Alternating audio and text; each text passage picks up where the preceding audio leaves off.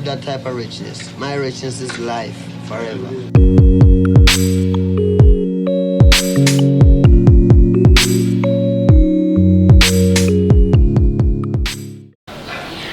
Now we have Bernard Yap from Ernst Young. It was a really good talk. So we just want him to summarize a little bit to the audience of Cradle TV what you discussed earlier on.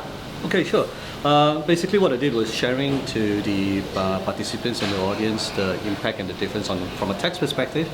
A VC normal company which is regulated by the Securities Commission and a normal investment holding company from an income tax perspective. There were benefits and also there were differences between those two criteria. But I think the end of the day is for the audience to be able to appreciate the impact and the difference between those two entities so that they can plan it upfront at the beginning before they venture into either an investment holding or venture into a VC.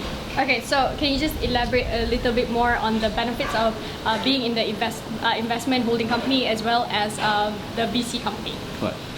So investment holding company normally is taxed only on their regular flow of income, so such as interest income and also rental income. But they don't get to tax on the, there's no tax liability on any big capital gain that they make out of the sale of the investments. Whereas as compared to the VC, they tax on all the income, but there are incentives that are currently provided by the Ministry of Finance or the Inland Revenue to promote the VC industry.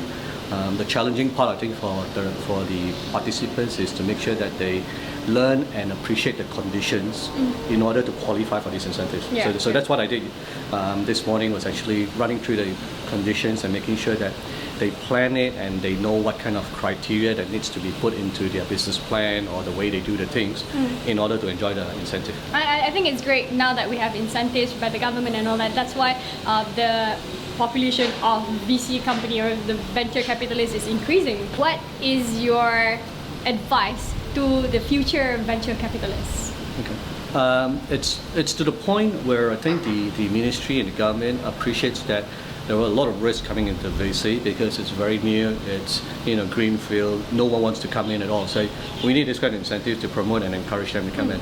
But obviously tax is only one part of it because that's the incentive, tax savings, cash flow improvement for them. We need to look at it overall, the VC industry, the kind of investments you're going to go in, the industry that you want, whether you have any technical specialty and professional people that could help you in that industry where you want to venture into. So I would say tax is only one element, but let's look at the whole venture cap industry as a whole to make sure that you cover all other angles other than just tax. And they have to be a Malaysian company to be exempted from tax, right? 70% of your investments have to be Malaysian entities that are venturing into new fields or green fields. Okay, great. Thank you so much for your time. I hope to see you again in the next event. No problem. All right. Appreciate this. Thank you so much. Thank you.